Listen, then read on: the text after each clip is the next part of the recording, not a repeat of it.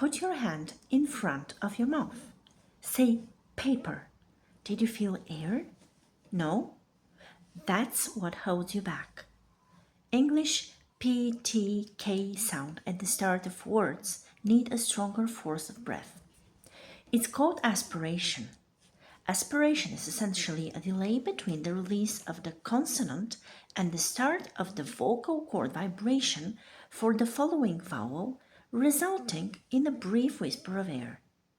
You're saying them too gently. Watch. Paper. You should feel a puff on your hand. Time.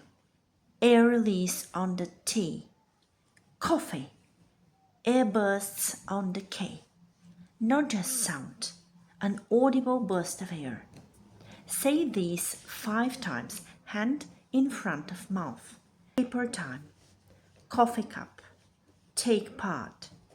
Feel air every time on the P, T, K.